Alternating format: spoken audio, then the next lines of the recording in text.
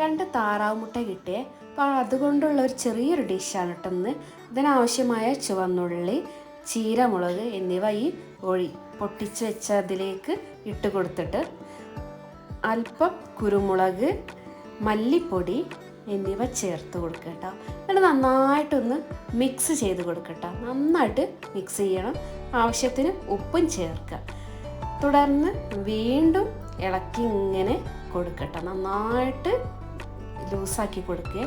ഇത് കണ്ടില്ലേ, നന്നായിട്ട് ലൂസായിട്ടുണ്ട്. ചട്ടിയിൽ കുറച്ച് വെളിച്ചെണ്ണ ഒഴിച്ചിട്ട് നമ്മുടെ ഈ കൂട്ടൊന്ന് ഒഴിച്ച് കൊടുക്കുക. ആഹാ, എന്ത് രസാലേ കാണാൻ.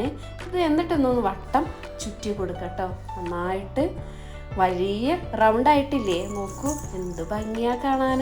നല്ല ഉണ്ടാക്കിയപ്പോൾ തന്നെ നല്ല സ്മെല്ലായിരുന്നു കേട്ടോ. അപ്പോൾ നിങ്ങൾ ഇതേപോലെ ഒന്ന് ട്രൈ ചെയ്ത് നോക്കിയെന്ന് കേട്ടോ.